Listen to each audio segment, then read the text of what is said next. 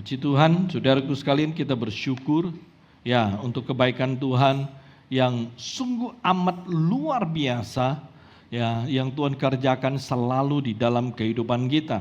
Saudaraku sekalian, saya akan melanjutkan seri khotbah saya ya, yang saya sampaikan yang pertama yaitu di minggu pertama ya, tentang setia dalam segala hal. Ya, minggu ini saya akan lanjutkan poin yang kedua, tapi saya akan review sebentar ya mengenai firman Tuhan di minggu pertama. Ya, karena kita tahu bahwa ya kasih setia Tuhan itu begitu luar biasa di dalam kehidupan kita. Kita mulai dengan ayat ya daripada firman kita itu di Amsal 20 ayat yang ke-6. Ya, kitab Amsal 26 saya bacakan untuk Anda boleh catat. Banyak orang menyebut diri baik hati, tetapi orang yang setia siapakah menemukannya? Kembali kita buka kitab Ulangan pasal yang ke-5 ayat 32 sampai dengan 33. Ulangan ya pasal yang ke-5 ayat 32 sampai 33. Perhatikan firman Tuhan, maka lakukanlah semuanya itu dengan setia seperti yang diperintahkan kepadamu oleh Tuhan Allahmu. Janganlah menyimpang ke kanan atau ke kiri, segenap jalan yang diperintahkan kepadamu oleh Tuhan Allahmu haruslah kamu jalani supaya kamu hidup dan baik keadaanmu serta lanjut umurmu di negeri yang akan kamu duduki. Nah, saudaraku sekalian, saya review. Ketika kita berbicara tentang setia, ya, ketika kita berbicara tentang setia, saudaraku sekalian perhatikan, setia itu artinya tidak berubah, tidak menyimpang ke kanan atau ke kiri, tidak terpengaruh, tetap fokus untuk melakukan semua yang telah ditetapkan. Itu yang disebut dengan setia. Karena itu saudaraku sekalian, ketika kita berbicara ya tentang kesetiaan, saudaraku sekalian, ya kita tahu bahwa di dalam kekristenan kesetiaan itu merupakan dasar yang sangat utama ya di dalam kehidupan kita, dan bukan saja dasar yang utama, tetapi kesetiaan itu merupakan ya sebuah hal yang memiliki peran yang sangat amat besar di dalam kehidupan kita. Saya katakan sebagai dasar utama dan sebagai ya hal yang memiliki peran yang besar dikarenakan pertama, kesetiaan itu merupakan buah roh. Anda bisa baca di dalam Galatia pasal 5 ayat ke-22. Lalu yang kedua, kesetiaan itu merupakan salah satu bentuk pengajaran dari hukum Taurat. Injil Matius pasal 23 ayat yang ke-23. Oleh sebab itu saudaraku sekalian, ketika kita mengerti tentang kesetiaan, maka kita harus sungguh-sungguh memperhatikan hal setia ini.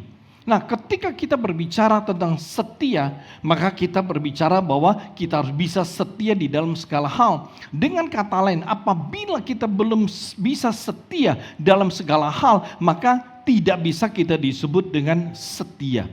Nah, saudaraku sekalian, ketika kita berbicara tentang setia, bukan sekedar ya setianya kita dengan Tuhan, ya setia hidup kita di dalam Tuhan, artinya setia membangun hubungan, setia beribadah, setia melayani, setia bersekutu sama Tuhan dan lain sebagainya. Bukan sekedar setia dalam hal seperti ini. Tapi ketika kita berbicara mengenai setia dalam segala hal, kita berbicara setia di dalam berbagai segi kehidupan kita juga.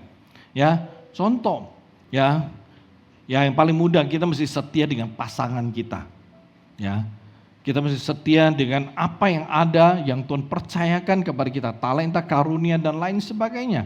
Ya, nah hal seperti ini tercakup di dalam kesetiaan. Nah, saudaraku sekalian, minggu pertama ya kita berbicara tentang bagaimana kita bisa setia. Kalau kita tahu bahwa kesetiaan itu merupakan hal yang sangat penting, maka kita perlu tahu bagaimana kita bisa setia. Saya review saudaraku sekalian. Poin pertama yang telah kita bahas, telah saya sampaikan, ya itu adalah kalau mau setia dalam segala hal, maka kita harus mengerti menjaga hati dan pikiran kita. Saudaraku sekalian, mungkin saudara pernah tahu atau saudara punya pengalaman. Dulu saudara pernah setia ya dalam Tuhan. Saudara setia mengasihi Tuhan, saudara setia beribadah, saudara setia melayani dan lain sebagainya. Tetapi setelah satu waktu, saudara menemukan bahwa saudara mundur dari semuanya itu. Dan ketika selidik punya selidik, ternyata saudaraku sekalian, itu karena saudara terpengaruh oleh omongan orang. Saudara terpengaruh oleh apa yang orang sampaikan. Perhatikan, saudaraku sekalian, ada orang pernah berkata kepada saya. Dan dia berkata, bos aku hari ini ya kalau renung-renung, pikir-pikir aku menyesal. Saya bilang kenapa? Dulu aku begitu mengasihi Tuhan. Aku setia, ya bisa terlibat dalam banyak kegiatan aku melayani Tuhan. Tapi kemudian aku mengundurkan diri dari pelayanan. Dan ternyata hanya karena orang bicara kepada saya beberapa hal, lalu saya kemudian mendengarkan dan hanya saya mengurangi keterlibatan saya. Dan setelah berjalan dengan waktu, saya sadar dan saya merasa sayang. Mau kembali, nggak punya kekuatan lagi. Nggak mau kembali, hati saya gimana ya, udah gimana gitu loh. Dan dia berkata, saya menyesal karena saya terpengaruh. Saudaraku sekalian, perhatikan. Mengapa bisa demikian? Mengapa kita bisa kehilangan kesetiaan kita dalam segala hal kepada Tuhan? Atau dengan kata lain, mengapa ya kesetiaan kita di hadapan Tuhan itu ternoda, lalu kemudian menjadi cacat? Sangat sederhana saudaraku. Itu bisa terjadi karena kita tidak menjaga hati dan pikiran kita dengan baik. Ketika kita memprotek, melindungi hati dan pikiran kita dari banyak perkataan orang-orang, maka Anda bisa tetap setia. Kenapa? Karena ketika Anda melindungi hati dan pikiran Anda, maka Anda tidak akan terpengaruh dengan apapun perkataan orang. Dan Anda bisa tetap berada di jalur kesetiaan Anda dalam segala hal kepada Tuhan. Saudaraku sekalian, barusan ada orang bertanya kepada saya seperti ini. Dia berkata, bos mau nanya, kita punya gereja di Pulau Panipan sudah ditutup ya. Saya berkata sudah lama sekali kita tutup, pasti pandemi. Kenapa ya? Saya berkata, karena jemaat di sana udah SMA mereka keluar kerja, ya. Dan lalu ada beberapa hal yang lain. Lalu dia berkata, iya, aku mendengar banyak hal-hal yang negatif, ya, orang tentang ditutupnya gereja kita. Lalu saya berkata, biarkan, ya, kita membangun gereja tersebut, kita nggak pernah minta uang sama dia. Ya, dan ketika kita memulai gereja di sana, orang-orang tidak berkontribusi apapun. Jadi mereka tidak punya hak untuk menghakimi apapun. Lalu setelah dia pulang, saya ya nggak apa-apa Pak, saya pengen tahu aja. Karena dari dulu saya selalu setia dan saya tidak mau terpengaruh oleh perkataan orang apapun. Jadi hanya pengen tahu, nggak apa-apa, saya berkata. Lalu setelah dia pulang, saya baru kepikiran. Saya lupa pesan. Saya bilang, kalau mereka merasa terbeban, mereka boleh datang cari kita. Kita bersedia ya membiarkan mereka melayani di sana. Mesti pergi melayani di sana baru tahu. Kita menghabiskan waktu tidak sedikit untuk menabur benih Injil di kota tersebut. Apapun yang terjadi, yang penting kita sudah melakukan bagian kita ketika Tuhan menyuruh kita pergi. Ya, saudaraku sekalian, hal yang paling penting adalah ketika Tuhan suruh kita lakukan. Bukan ketika Tuhan suruh kita lakukan, kita tidak bergerak. Kita lakukan bukan 1 tahun, 2 tahun, bukan 5 tahun, lebih dari itu. Dan saudaraku sekalian, perhatikan, ketika kita bicara mengenai kesetiaan, Maka kita perlu berhati-hati saudaraku. Kalau Anda mau bisa setia dalam segala hal di hadapan Tuhan, saudara perlu jaga hati dan pikiran saudara. Kalau saudara rindu, ya, kalau saudara ya punya pernikahan itu diberkati Tuhan, pernikahan saudara itu baik, saudara perlu belajar setia kepada pasangan saudara. Oleh sebab itu hari ini saudara telah menikah jangan pernah mencoba untuk memikirkan ya laki-laki lain, istri jangan mikirin laki-laki lain, yang laki-laki jangan pikirin wanita lain. Ya, kalau enggak, saudara enggak akan setia. Ya, jangan pernah terpengaruh oleh hal apapun. Ya, kalau Anda telah menikah, ya baik Anda laki-laki mau perempuan, jangan pernah terpengaruh dengan kecantikan wanita lain, ketampanan laki-laki lain. Jangan pernah. Suamimu, istrimu yang hari ini ada, itu yang paling cantik, yang paling cakep untuk diberikan kepada Anda. Amin saudaraku. Ya, itu hal yang sangat penting. Ya, dan Anda perlu melakukan satu hal, ya, setiap hari. Anda perlu melihat, ya, dan mengagumi istrimu adalah istri yang cantik. Suami adalah suami yang sangat ganteng. Boleh tanya semu. Minimal 1 minggu ada 5 hari. Saya selalu kalau, wah lu aneh suyul kinajit. Benar. Kenapa? Saya katakan bahwa ini satu hal yang sangat luar biasa. Bisa mengagumi istri kita gratis lagi. Dan itu buat kita bahagia. Itu adalah hal yang perlu kita lakukan. Saya menikmati, kenapa? Karena saya mengagumi istri saya. Ketika saya mengagumi, wah Kamsyacu ada istri yang cakep. Saya mengagumi dia dan saya bahagia. Dan itu gak perlu bayar. Itu yang paling penting saudaraku. Amin. Oleh sebab itu ketika Anda melihat suami Anda, kagumi. Ketika Anda kagum sama suami Anda, ya Anda bisa, aneh yang tahu loh. Ya, ganteng suamiku. Ketika Anda mengagumi suami Anda bisa senang, Anda bahagia. Dan seperti saya katakan, itu gratis. Sekarang susah cari tempat gratis tapi menyenangkan. Tempat yang baik menyenangkan selalu bayar. Tapi kalau mengagumi istri atau mengagumi suami, itu buat hati sukacita, senang dan gak perlu bayar. Saudaraku sekalian, kalau kita sungguh-sungguh ya mau membangun, ya belajar untuk menjadi setia, mari setialah dengan apa yang ada di dalam hidupmu. Ya, kalau Tuhan berikan ada waktu untuk beribadah, setia untuk beribadah selalu. Kalau Tuhan berikan ada karunia, kesempatan untuk melayani Tuhan, ya setialah untuk melayani Tuhan. Amin saudaraku. Mari kita lihat poin yang kedua hari ini saudaraku sekalian. Ya, bagaimana bisa setia di dalam segala hal. Poin yang kedua, harus mengerti setia dalam segala hal akan mendatangkan kebaikan. Oke, setia dalam segala hal akan mendatangkan kebaikan.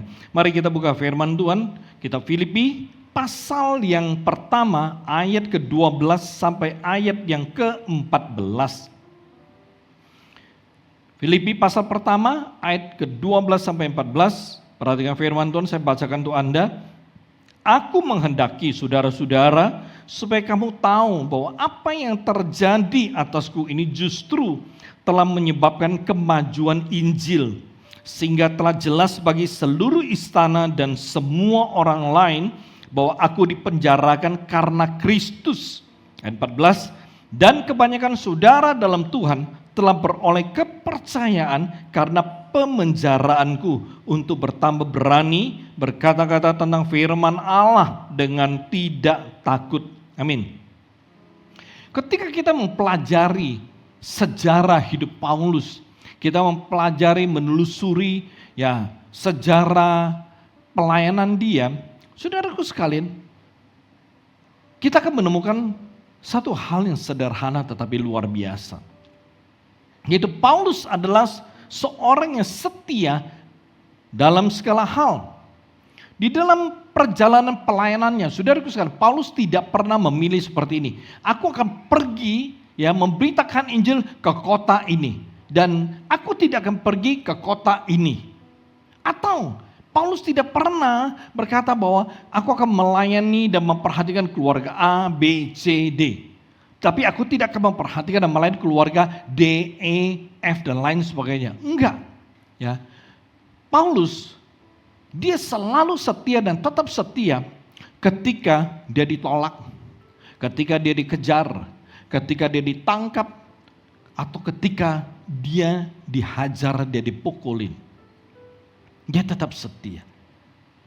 Waktu dia senang, waktu dia bahagia, waktu dia bersukacita, dia tetap setia.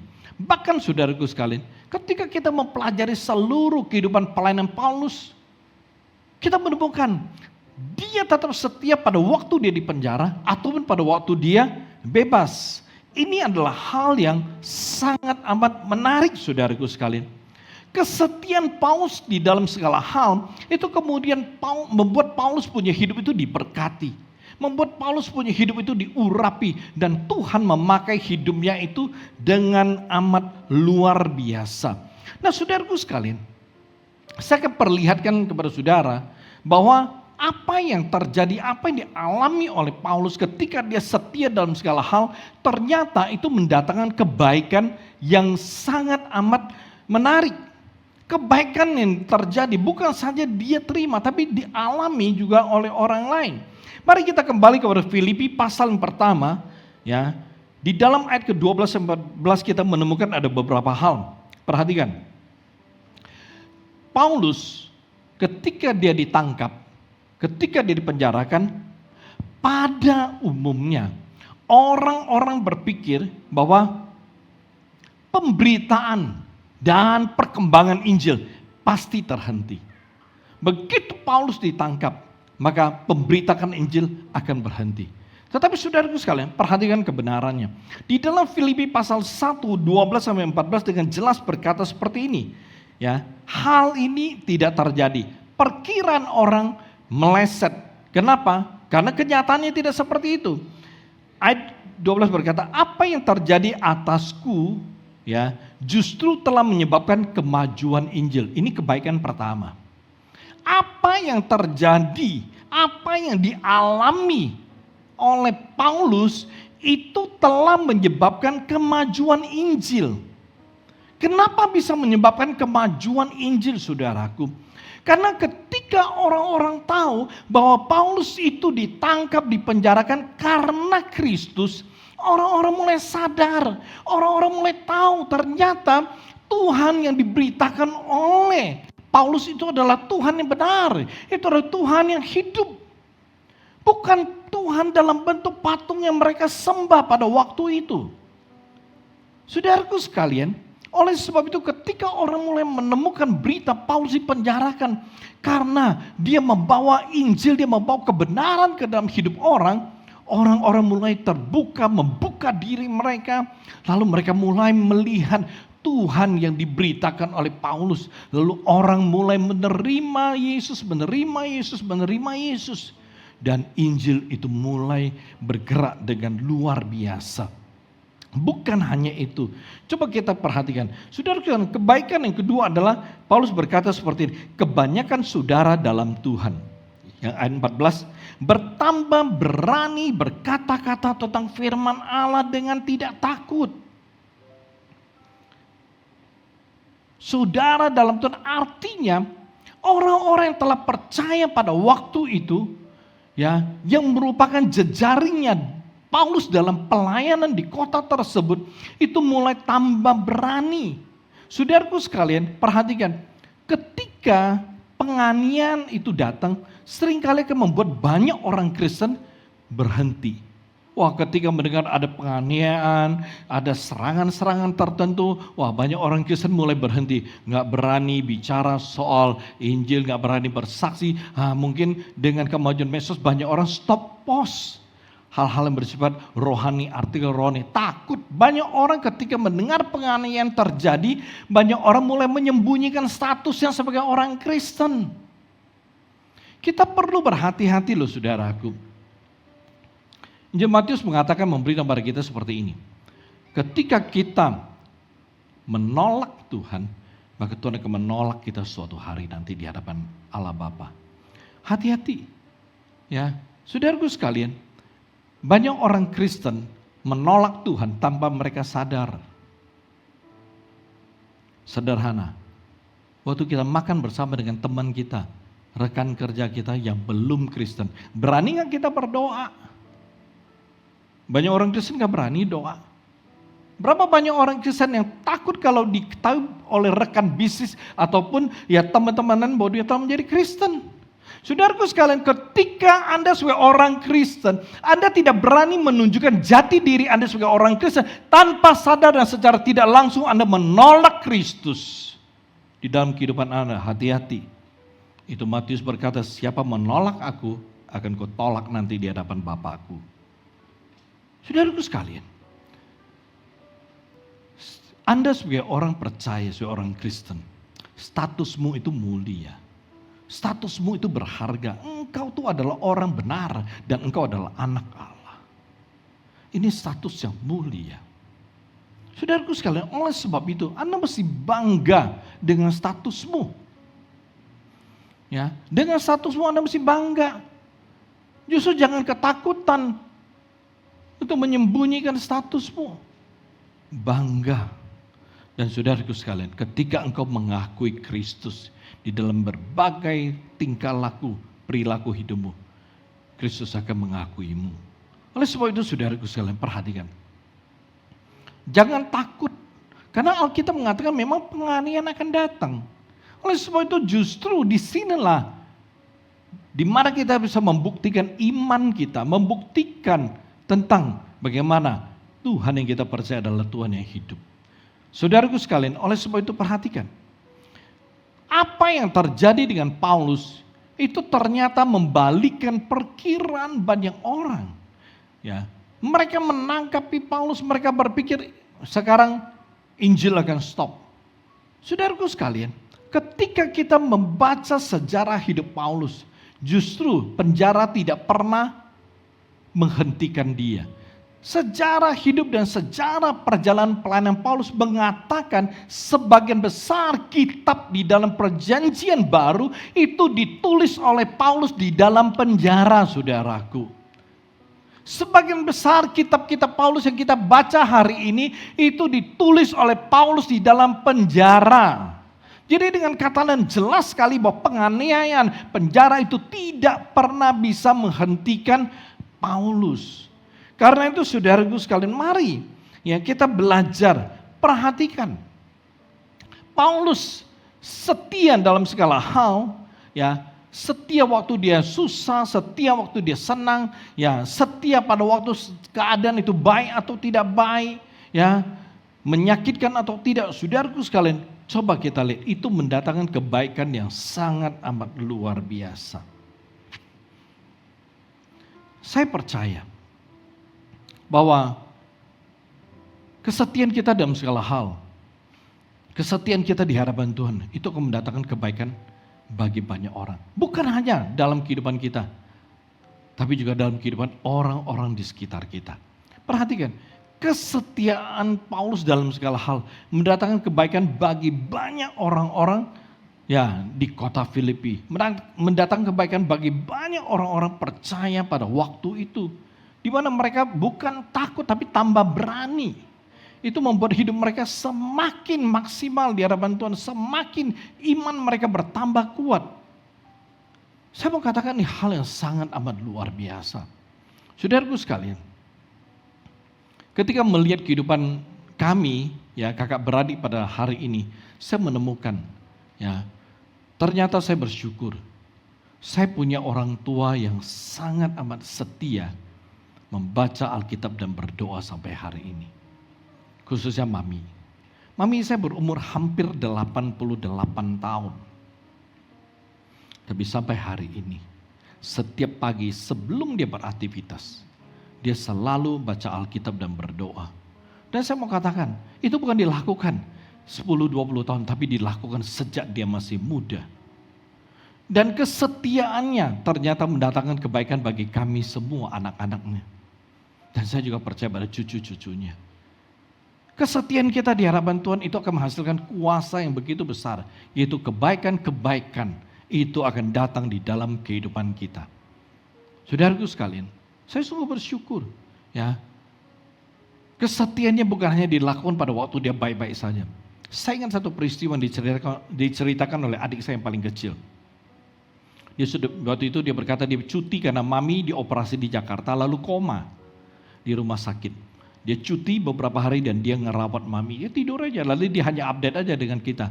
Waktu itu BlackBerry, zaman BlackBerry, dia masih koma mami. Oke, gitu aja. Tapi suatu hari dia update-nya, kita tanya, gimana ya kondisi mami? Dia berkata, pagi ini bikin gua kaget. Begitu gua bangun, mami sudah dengan Alkitab di tangan. Dia sudah baca Alkitab. Saudaraku sekalian, waktu itu kita sudah berserah kakak beradik. Kita berdoa dan berserah kepada Tuhan. Yang terbaik, kalau Tuhan izinkan terjadi, kita tetap percaya itu yang terbaik. Ya, kalau Tuhan mau sembuhkan, Tuhan pulihkan. Kalau Tuhan mau bawa pulang, Tuhan bawa pulang. Itu doa kita. Ternyata Tuhan beranugerah. Tuhan sembuhkan. Sampai hari ini. Saudaraku sekalian, ya, perhatikan. Dari sana, kami semua menyimpulkan satu hal. Karena kesetiaan mami beribadah. Kesetiaan mami bersekutu dengan Tuhan. Membaca Alkitab itu mendatangkan kebaikan bagi kami anak-anaknya. Ya, kami bersyukur. Ini hal yang sangat amat luar biasa. Oleh sebab itu saudaraku sekalian, kalau hari ini saudara bisa setia di dalam segala hal, itu bukan saja mendatangkan kebaikan bagi saudara, tapi itu akan mendatangkan kebaikan bagi keluarga saudara. Ya, mungkin mendatangkan kebaikan bagi pasangan saudara, bagi anak-anak saudara, bagi cucu-cucu saudara. Ya, juga itu akan mendatangkan kebaikan bagi orang-orang yang ada di sekitar kita. Karena itu saudaraku sekalian, mari kita belajar agar kita bisa benar-benar bisa membangun kesetiaan. Perhatikan saudaraku sekalian, bukan saja kebaikan seperti itu yang kita temukan di dalam Kisah Rasul pasal 16. Saudaraku sekalian, Anda baca nanti dari ayat 23 sampai 34 itu satu perikop ya firman Tuhan yang begitu luar biasa. Tetapi saya akan bacakan ayat 30 sampai 32 saja dalam Kisah Rasul 16 saya bacakan. Ia mengantar mereka keluar sambil berkata, Tuan, Tuan, apakah yang harus aku perbuat supaya aku selamat? Jawab mereka, percayalah kepada Tuhan Yesus Kristus dan engkau akan selamat, engkau dan seisi rumahmu. Ayat 32, lalu mereka memberitakan firman Tuhan kepadanya dan kepada semua orang yang ada di rumahnya. Saudaraku sekalian, perhatikan, pada waktu Paulus sampai di kota Filipi, dia berjalan di pasar. Pada waktu dia berjalan di pasar, tiba-tiba ada seorang wanita petenung. Perhatikan, itu wanita petenung, begitu melihat Paulus dan Silas, itu wanita petenung ya berteriak saudaraku sekalian. Ya, itu Anda baca di Kisah Rasul, ya. Kisah Rasul 16 mungkin bisa ayat ke-17. Perempuan itu berkata seperti ini, perhatikan. Ini menarik. Wanita ini petenung, ya. Maksudnya orang-orang yang dirasuki oleh roh, ya. Perhatikan. Wanita ini berkata, orang-orang ini adalah hamba Allah yang maha tinggi. Mereka memberitakan kepadamu jalan keselamatan. Hal ini dilakukannya beberapa hari lamanya. Tapi Paulus dan Silas gak tahan lalu berkata, di dalam nama Yesus, enyalah engkau. Perhatikan. Saudara sekalian, setan kenal Yesus gak? Kenal. Kenal. Setan tahu Yesus. Ya. Perhatikan. Ketika melihat Silas dan Paulus, itu roh di dalam wanita ini tahu mereka itu siapa. Mereka hamba Allah yang maha tinggi. Pengakuan setan, dengarkan baik-baik. Setan mengakui bahwa Allah itu adalah maha tinggi. Jadi kita mesti bersyukur kalau kita punya Allah yang besar. Amin saudaraku. Allah yang paling besar. Karena itu tidak ada yang tidak bisa Allah lakukan bagi kita. Ya, kalau Allah di dalam kita maka tidak ada roh apapun yang bisa ada di dalam kehidupan kita. Kecuali kita buka celah. Kita kembali. Perhatikan saudaraku, itu perempuan kemanapun Paulus pergi, mereka ngikutin ngomong terus. Paulus merasa terganggu lalu dia tengking, itu roh keluar. Begitu roh itu keluar, maka bos ya yang empunya si petenung itu marah. Kenapa? Ya, karena dia mendapatkan banyak uang dari petenung itu. Artinya ketika ada orang datang ya untuk bertanya pada roh dan lain sebagainya, mereka mesti bayar. Mereka mesti bayar. Jadi bos-bosnya itu ketika melihat roh di dalam wanita itu diusir keluar, lalu dia tidak bisa berbuat apa-apa lagi, maka bosnya marah. Tuan-tuan yang empunya si petenung marah. Lalu mereka menangkapi Paulus dan Silas, lalu mereka ngomong gini, orang-orang ini mengacau karena mereka adalah orang-orang Yahudi. Perhatikan, kenapa bosnya berkata demikian? Itu karena Filipi itu ada di kota Yunani. Kota Filipi, tempat di mana Paulus dan Silas pergi memberitakan Injil, itu adalah di sebuah kota kecil yang ada di Yunani. Karena itu saudaraku sekalian, perhatikan ya. Perhatikan, ketika mereka berada di sana, orang berkata, ini orang Yahudi, mereka datang untuk mengacau ya di tempat kita. Lalu apa yang terjadi? Paulus dan Silas itu ditangkap, dibawa ke hadapan penguasa, lalu ya mereka punya pakaian itu dirobek, mereka mulai diderah. Ya, mereka mulai dicambukin, mereka mulai dipukulin, kemudian ya mereka dimasukin ke penjara. Dan kepala penjara dikasih pesan khusus. Jaga baik-baik kedua orang ini. Oleh sebab itu saudaraku sekalian, Paulus dan Silas itu kemudian dimasukkan kemana? Ke penjara bagian tengah. Ya, ada di tengah-tengah. Saudaraku sekalian, artinya apa? Itu bagian yang mungkin sulit sekali untuk pergi, untuk melarikan diri. Hal yang menarik terjadi.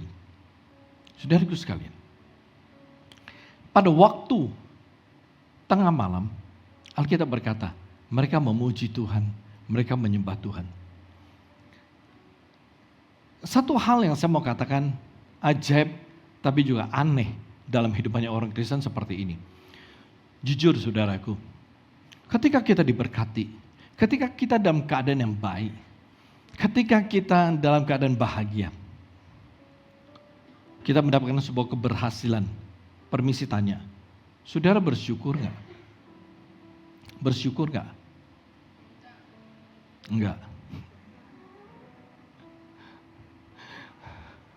Jawabannya benar. Saya tidak tahu dia mewakili diri sendiri atau mewakili semua orang Kristen.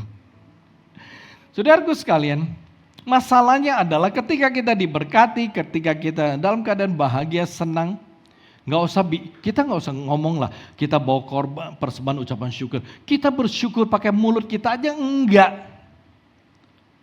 Kita enggak. Banyak orang Kristen, tidak semua, banyak yang tidak bersyukur kepada Tuhan ketika mereka berhasil, ketika mereka diberkati, ketika mereka mencapai sesuatu yang mereka inginkan. Tetapi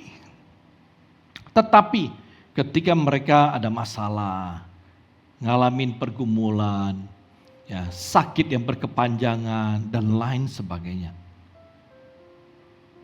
mereka pintar sekali protes, komplain sama Tuhan, bersungut-sungut. Oleh sebab itu saya mengatakan bahwa inilah ajaib dan anehnya orang Kristen. Kita jarang ingat bersyukur, tetapi kita pintar sekali bersungut-sungut, protes, komplain sama Tuhan. Kalau kita ngalamin sesuatu yang tidak baik, ketika kita mendapatkan sesuatu yang tidak sesuai harapan, kita mudah sekali untuk komplain, mudah sekali untuk protes, mudah sekali bersungut-sungut. Tapi kalau diberkati, nggak mudah bersyukur. Ketika berhasil, nggak mudah bersyukur. Saudara sekalian, Paulus dan Silas, mereka melayani Tuhan loh. Ya, mereka bukan datang jalan-jalan turis gitu loh ke kota Filipi, ke Yunani. Enggak. Tapi mereka melayani Tuhan, mereka melakukan pekerjaan Tuhan. Tapi ketika mereka melayani, ketika mereka melakukan pekerjaan Tuhan, mereka itu mengalami penderitaan. Mereka mengalami kesulitan, mereka mengalami rasa sakit. Kalau bicara komplain, bicara protes, bicara bersungut-sungut, Paulus dan Silas punya hak untuk protes sama Tuhan. Karena mereka bukan datang untuk liburan. Bukan, tapi mereka melayani. Tapi mereka diperlakukan berbanding terbalik dengan tugas mulia yang mereka bawa. Mereka berhak protes kenapa Tuhan tidak menjaga, kenapa Tuhan tidak melindungi, kenapa Tuhan tidak menyertai. Mereka berhak protes. Tetapi kenyataan memberitahu kepada kita, mereka tidak protes, mereka tidak menyalahkan Tuhan. Tetapi sebaliknya, mereka tetap memuji Tuhan. Mereka tetap bersyukur. Apa yang terjadi saudaraku? Yang terjadi adalah di tengah malam, tiba-tiba sendi-sendi penjara itu bergetar. Lalu pintu-pintu penjara terbuka semuanya. Dengarkan baik-baik.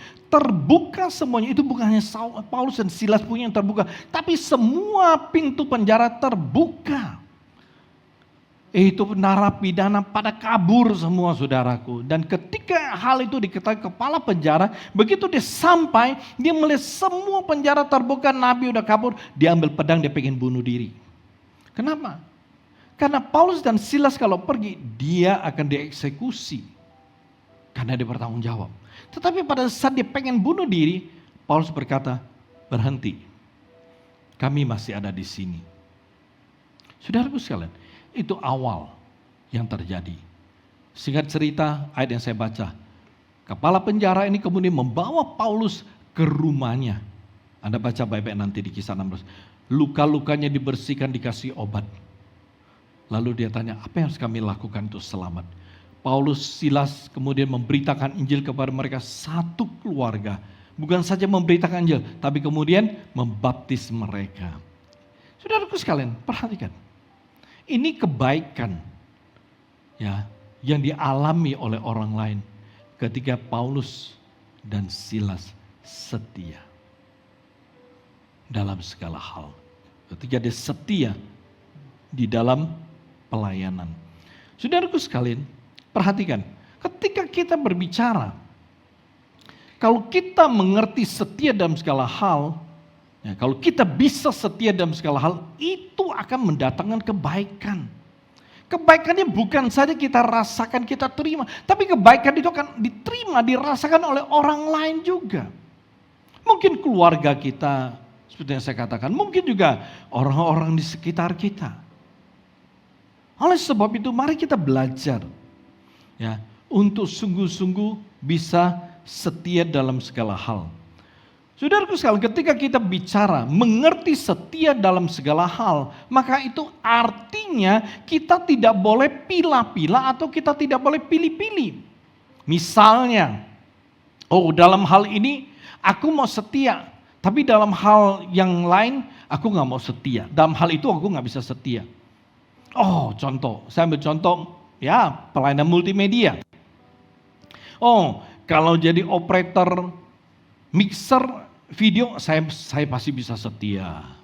Tapi kalau jadi kru kamera, sorry deh, gua nggak bisa setia. Kenapa? Kalau pegang mixer video pertama, kan duduk enak, lalu keren. Kamera 1 ambil ini, kamera 2 ambil ini, atau kamera 3 ambil ini, keren kan? Kalau kru kamera, ambil keyboard, naik panggung, ambil. Ambil bawah, turun lagi, ambil. Aku kalau kru nggak bisa setia. Tapi kalau yang bisa video, aku bisa setia. Contoh. Atau ada orang berkata gini, kalau ikut ibadah minggu, aku bisa setia. Tapi, kalau kelompok sel, sorry deh. Atau kalau ada kebaktian pengajaran, pembinaan, sorry aku belum tentu bisa setia. Tapi kalau ikut kebaktian minggu, aku pasti bisa setia. Atau, kalau saya tidak ada kesibukan, saya bisa setia. Tapi kalau saya sibuk, saya ada kerjaan, sorry deh, saya gak bisa setia. Saya gak janji bisa setia. Saudara sekalian, kalau orang yang hidupnya itu Tuhan pimpin, dia tidak akan pilah-pilah atau pilih-pilih. Apa yang mau dia lakukan dan apa yang dia tidak mau lakukan. Orang yang hidupnya itu Tuhan pimpin, itu pasti akan memakai semua kesempatan yang ada untuk melakukan, untuk berbuat bagi Tuhan. Kalau kita pilih-pilih atau pilih-pilih, ya, perhatikan, kita akan menjadi manusia yang memimpin hidupnya sendiri, bukan Tuhan yang pimpin hidup kita. Saya ambil contoh saja soal ketaatan. Ya, misalnya, ya, saya mau taat kepada pimpinan Tuhan dalam hal ini. Tapi dalam hal itu saya tidak mau taat pada pimpinan Tuhan. Contoh, Anda doa minta kerja sama Tuhan, doa nih. Udah doa, lalu Tuhan kasih kerjaan, peng. Begitu Tuhan kasih pekerjaan, ya, karena waktu itu doa minta kerjaan, lalu tiba-tiba dapat tawaran dan ya, Anda dapat pekerjaan. Setelah kerja satu waktu, tiba-tiba Anda berhenti. Anda nggak mau kerja lagi. Itu artinya saudara mimpin hidup saudara, bukan Tuhan yang pimpin. Waktu saudara berdoa, saudara minta pekerjaan, Tuhan kasih. Tapi setelah satu waktu, sudah berhenti sesukanya. Oke? Contoh yang lain. Saudara berdoa minta Tuhan kirim pasangan hidup. Wah, doa Tuhan, tolong kirimkan pasangan hidup untuk saya Tuhan. Doa. Tapi setelah doa satu waktu belum ada tanda-tandanya saudaraku. Lalu saudara nggak sabar, cari sendirilah. Ya, cari sendiri. Perhatikan, kalau kita cari sendiri, kita dapat. Kalau pasangan itu bukan datang daripada Tuhan, maka saudara akan tanggung jawab sendiri. Artinya, kalau kita menikah dengan orang yang salah, maka pernikahan kita akan salah juga. Ya, ini hal yang saudara perlu mengerti. Ya, beberapa hari yang lalu lucu, saya kan teleponan sama anak saya. Dia nggak di Medan, kita teleponan lalu saya tanya dia, saya bilang, sudah punya pacar? Belum lah Dad. Oh, saya bilang. Lalu saya bilang, siapa yang dekati kamu? Enggak, saya pikirin. Dia bilang gitu, oke. Lalu saya bilang, masih doa? Oh iya dong, masih doa katanya. Ya, dia bilang pokoknya aku tunggu dari Tuhan. Saya bilang benar, itu harus lakukan. Saya bilang kamu tuh mesti tetap doa, jangan suka dulu baru doa. Doa dari sekarang. Kalau suka dulu, nggak objektif saudaraku. Kenapa? Kalau sudah suka satu orang, begitu bawa dalam doa, maka jawabannya sudah pasti. Itu dia. Kenapa sudah suka? Begitu tuh mata, lihat wajahnya. Begitu bawa dalam doa, dalam hati muncul namanya. Kenapa? Karena sudah suka dulu. Ya. Nah, perhatikan. Beberapa bulan yang lalu dia sempat tanya saya begitu. Dia bilang, Dad, seandainya kalau suatu hari pasangan saya bukan orang Asia, bagaimana ya? Oh, dia jawab begitu. Hati saya sedikit menebak. Tapi saya kemudian bilang gini, oke, Daddy Mami tidak masalah siapapun dia. Asal dia itu orang Kristen. Asal dia mengasihi Tuhan dan dia orangnya hidup benar di hadapan Tuhan. Dia mau kulitnya hitam kayak kuning kayak putih kayak, Daddy nggak masalah. Asal dia itu Kristen dan mengasihi Tuhan. Saya bilang aja begitu. Ya. Lalu yang paling penting itu dari Tuhan saya bilang. Saudaraku sekalian, perhatikan. Kenapa? Ya, karena kalau dari Tuhan itu nggak pernah salah. Dan kalau dari Tuhan itu adalah pasangan yang terbaik. Amin saudaraku. Oke, kita kembali. Saudaraku sekalian, atau contoh yang lain. Misalnya gini. Anda merasa ada panggilan Tuhan yang sangat jelas dalam hidupmu untuk melayani Tuhan sepenuh waktu. Ya.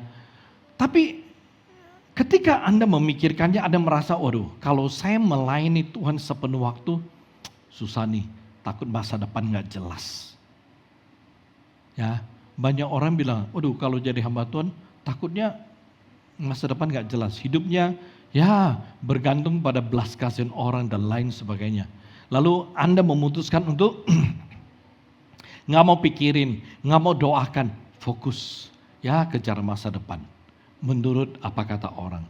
Nah saudaraku sekalian perhatikan. Ketika kita membahas tentang hal ketaatan, ya, kita mau setia dalam ketaatan kepada Tuhan, setia dalam pimpinan Tuhan, atau nggak mau taat kepada pimpinan Tuhan. Kalau kita mau setia taat kepada pimpinan Tuhan, kita akan ngikut. Ya, tapi kalau kita tidak mau setia taat kepada pimpinan Tuhan, ya kita akan mengikuti kemauan diri kita sendiri. Saudaraku sekalian, perhatikan. Ini yang terjadi.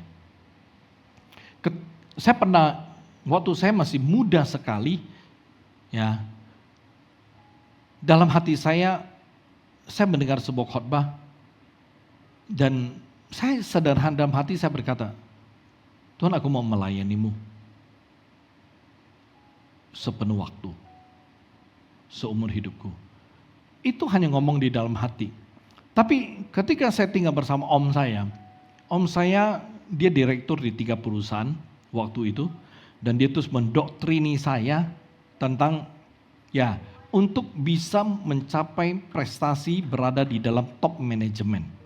Terus lalu itu mulai masuk. Begitu masuk kemudian pikiran saya soal pelayanan adalah hilang semua. Dan saya mulai menekuni bidang ini, dan kemudian setelah satu waktu saya mulai menemukan jalur, saya mulai memapaki jalur di area top manajemen. Terus naik. Tapi sampai satu waktu Tuhan itu ajaib. Di tengah jalan Tuhan panggil saya keluar. Bukan pada waktu saya di bawah, tapi pada waktu saya di atas. Dengan cara yang sangat ajaib, Tuhan itu menjawab jawaban saya waktu saya masih muda sekali, waktu saya masih remaja. Waktu di tempat tersebut, di tempat yang cukup baik tanda kutip, Tuhan panggil saya dengan cara yang tidak bisa saya tolak. Akhirnya saya keluar dan saya melayani Tuhan. Dan saudaraku sekalian, satu hal yang saya temukan, ketika saya kembali menyadari panggilan Tuhan dan saya taat, taat kepada apa yang Tuhan mau, saya menjalani kehidupan saya dan saya bersyukur kalau saya ada di dalam jalur yang Tuhan mau. Itu menjadi satu hal yang sangat penting. Setia di dalam hal yang Tuhan inginkan. Setia taat kepada apa yang Tuhan mau kita lakukan. Itu sungguh-sungguh akan mendatangkan kebaikan bagi banyak orang. Dan saya bersyukur bahwa saya percaya hidup saya mendatangkan kebaikan bagi anak-anak saya, bagi keluarga saya, juga bisa bagi banyak orang yang lain.